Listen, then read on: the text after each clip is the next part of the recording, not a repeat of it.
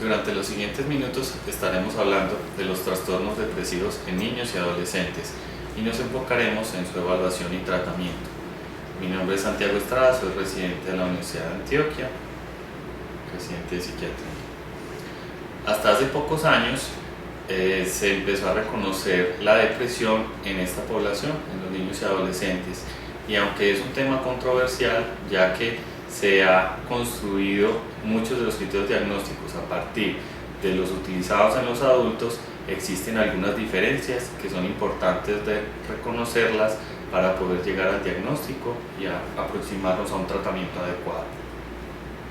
Debemos empezar hablando lo que se trata la tristeza y la depresión, hacer una gran diferencia, y vemos que tristeza es la emoción básica del ser humano que está desencadenada por varios eventos estresantes en la vida, ya sea una pérdida o la muerte de algún ser querido.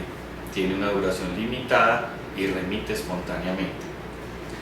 Diremos que depresión cumple con varios de los parámetros que delineamos para la tristeza como emoción, pero no necesariamente tiene un desencadenante conocido, o cuando lo tiene, pues se prolonga más allá de lo esperado para el evento que lo desencadenó. Tiene una carga de sufrimiento e interferencia que llega a que el adolescente o el niño no pueda cumplir con las metas esperadas para el desempeño y no se resuelve espontáneamente. Tenemos que tener cuidado en la diferencia que hacemos entre depresión y tristeza para no llegar a un subdiagnóstico o a sobrediagnosticar la patología. Algunos datos de epidemiología nos pueden ilustrar la importancia de este diagnóstico, ya que en los infantes lo encontramos en una proporción de 0.5 al 3%, en los niños puede aparecer entre 0.4 a 2.5, en los adolescentes entre 0.4 y 8.3, y es un fenómeno que se ha visto que incrementa la prevalencia hacia la adolescencia, encontrando aproximadamente un 28% a los 19 años. Pero tenemos una dificultad. Hemos encontrado que 2 de cada 3 no son tratados, 50% llegan a la adultez todavía con el diagnóstico de depresión y solo un 50% de los que son diagnosticados reciben un tratamiento adecuado. Para el diagnóstico debemos tener varios elementos presentes, entre ellos unos síntomas centrales. Ya habíamos hablado del ánimo deprimido, pero en esta población es muy importante resaltar que puede presentarse además con ánimo irritable, que es lo que hace la diferencia con los adultos. Otro síntoma central estaría la pérdida del interés o el disfrute en las cosas cotidianas, que es lo que conocemos como anhedón. Otros síntomas que son muy importantes están presentes en las alteraciones en el peso, ya que puede haber un aumento o disminución del mismo, o en los niños no se logran las metas esperadas para la edad. En el sueño hay algunos cambios, como puede ser un aumento en el sueño, que es lo que conocemos como hipersomnia, o insomnio, que es dificultad para conciliar el sueño. La conducta motora y cognitiva está enlentecida, la energía está disminuida, hay unas ideas frecuentes de culpa e inutilidad, tiene problemas en la concentración y en la atención, inclusive encontraremos a estos pacientes indecisos. Y la conducta suicida es una constante, por lo cual debe ser evaluada con mucha cautela. Para poder llegar a un diagnóstico de trastorno depresivo mayor, tenemos que tener en cuenta, aparte de estos síntomas, unos síntomas de que la duración de los síntomas esté más allá de 2 semanas, casi todos los días, la mayor parte del día, y que esto genere una interferencia con el funcionamiento del niño o del adolescente. Para la distimia, la que conocemos como una depresión que, aunque tenga una menor intensidad, es crónica, por lo cual no deja de ser importante y es muy incapacitante para la persona que la padece. El estado de ánimo sigue siendo depresivo y hay una irritabilidad que no debemos dejar pasar por alto. Otros síntomas que acompañan, igual como en la depresión mayor, está alteraciones en el sueño, en el peso, alteración en la energía, disminución de la energía, ya aparecen problemas en la autoestima, los mismos problemas de la concentración, la decisión y la atención, y algunas ideas de desesperanza. Dentro de la distimia, como hemos dicho que es crónico, tenemos que tener presente que dentro de ese año que debe durar la distimia, 2 meses continuos no puede estar libre de síntomas, y durante ese primer año no puede haber tenido un cuadro depresivo mayor para poder llegar al diagnóstico. Según las edades hemos encontrado algunas diferencias sintomáticas, y así encontramos que en los infantes o más pequeños vamos a ver cambios muy somáticos como alteraciones en el sueño y el apetito, la conducta motora está disminuida y algunos síntomas físicos, dolor de cabeza, dolor abdominal. Igual puede suceder en los preescolares con las quejas somáticas y ya aparecen algunos cambios conductuales, irritabilidad que se hace más manifiesto. En los escolares, aunque no hay una manifestación clara del ánimo depresivo, ya empieza a aparecer la anedonia y un aislamiento social más claro. En los adolescentes, ya la soledad y la desconexión son más manifiestas, hay un autocastigo, hay una ambivalencia hacia las amistades, lo que los hace un poco diferentes de los niños y los preescolares e infantes.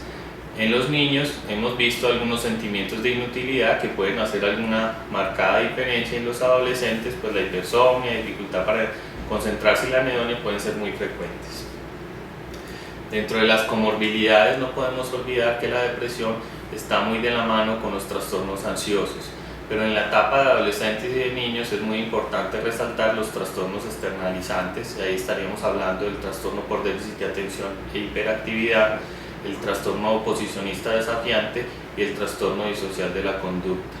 Aparte de los anteriores, es muy frecuente encontrar en los adolescentes trastornos de la conducta alimentaria, problemas con el consumo de sustancias, en los pequeños trastornos del desarrollo y algunas enfermedades crónicas como la diabetes mellitus tipo 1, el asma bronquial, entre otros. Es importante notar que existen factores de riesgo para desarrollar la depresión y que entre mayor frecuencia de estos factores, pues más podremos llegar a la conexión de hacer el diagnóstico. Entre ellos hay factores genéticos que hacen vulnerable a los pacientes, y una historia familiar de depresión pues nos facilitan esa conexión. Un ambiente familiar adverso no permite que haya una estabilidad en las relaciones y facilita nuevamente esta conexión. Un ambiente escolar difícil, problemas en la relación con los pares, abuso ya sea físico, sexual o psicológico, el divorcio de los padres, uno de los padres que haya perdido su trabajo, haya quedado desempleado, la muerte de un amigo, una mascota, en conjunto nos hacen más fácil hacer la conexión con la depresión. A su vez existen algunos factores protectores, y entre ellos contar con una red de amigos y un apoyo de padres importante, un desarrollo en la autoeficiencia y la autoestima suficientemente fuertes para lograr combatir este tipo de situaciones, y un apoyo en la parte espiritual, en la religión, que puede facilitar que se lidien con algunas situaciones. Para el curso decimos que la depresión puede tener una recurrencia a través de toda la vida o una nueva aparición de un episodio entre un 40 y un 72%. Puede permanecer un paciente deprimido toda su niñez en el 18% de ellos, y pueden progresar a un trastorno afectivo bipolar en un 20%. El incremento del riesgo suicida es algo que nos debe llamar la atención, y que es una de las principales causas por enfermedad mental que lleva a la hospitalización de adolescentes, sobre todo en las mujeres. Para la evaluación debemos siempre sospechar la repercusión de este trastorno en varias áreas. La historia personal y familiar nos deben llamar la atención, sobre todo cuando se trata de enfermedad mental. No debemos pasar por alto que varias fuentes de información nos ayudan a llegar más fácil al diagnóstico, y existen algunas ayudas como esta mnemotecnia que coloco, como es HEADS, hogar, educación, empleo, actividades, el consumo de drogas o sustancias, la parte de sexualidad, el suicidio y la depresión, que nos dan una visión global de cada caso. Como la depresión está asociada altamente con el riesgo suicida, pues debemos tener en cuenta algunas medidas de seguridad para esta conducta. Entre ellas está remover los objetos letales que hay en el hogar, instruir en el monitoreo del riesgo suicida a los padres y acompañantes de estos pacientes, tratar de enganchar lo que mejor se puede a la familia de los pacientes, a las visitas y al tratamiento, y que se disponga de consultas urgentes o con el profesional cuando se requiera. Para llegar nuevamente a ese diagnóstico de depresión debemos también hacer un descarte de algunas causas secundarias de la depresión. Entonces, realizar un examen neurológico adecuado, vigilar que haya qué antecedentes puede tener el paciente, como un trauma craneoencefálico anterior, convulsiones o un trastorno del desarrollo conocido, pues nos harían sospecharlo. Algunos exámenes paraclínicos que no son de rutina, sino que nos ayudan a escribir algunas causas médicas, están la hormona tiroidea, el hemoleucograma, la glicemia, algunas enzimas hepáticas y el electrocardiograma. Para el tratamiento debemos tener presente siempre hacer un abordaje multifacético, y entre ellos vigilar el cuidado apropiado de los pacientes, hacer recomendaciones de ejercicio regular y una nutrición adecuada, hacer la educación tanto al paciente como a su familia de las posibles causas y los síntomas que llevan a la depresión, los objetivos que nos debemos trazar en la implementación del tratamiento, la consejería y supervisión que deben ser algo adicional de solo la formulación de los medicamentos, las reuniones regulares que debemos hacer tanto con familiares y con pacientes para que puedan hablar de las dificultades que existen en el hogar y puedan llegar a una solución. Dentro de la depresión existen varias clasificaciones, entre ellas está la de los grados de severidad, y esto nos ayuda a poder llegar a una aproximación para el tratamiento. Cuando hablamos de que un paciente padece una depresión leve, generalmente podemos beneficiarse de varias medidas, entre ellas un monitoreo clínico estrecho durante el primer mes. Cuando hablamos de que la depresión está moderada o severa, debemos tratar de llevar un tratamiento activo.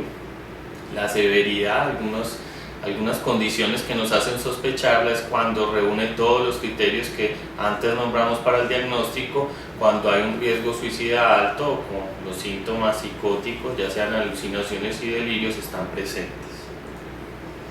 En la psicoterapia se ha utilizado varias de ellas, pero las mayormente documentadas en la fase aguda está la terapia cognitivo-conductual. Las otras modalidades no tienen suficiente soporte para poderlas recomendar, de acuerdo pues a lo que se logre hablar tanto con el paciente, la familia y lo que piensa el profesional, se hará una elección de alguna de estas terapias. La farmacoterapia debe tener pues siempre unas primeras visitas, varias, antes de poder recomendar alguna de las medicaciones que el siguiente voy a nombrar.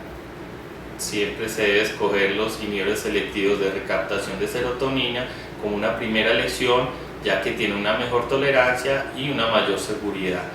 Los inhibidores del AMAO y los antidepresivos tricíclicos en esta población no son recomendados. La vigilancia estrecha en las primeras semanas de tratamiento es una regla, y existe alguna... no, así me equivoqué. Vengo haciendo aquí fuerza todo este rato, que estoy que me equivoco, que ya me lo quito.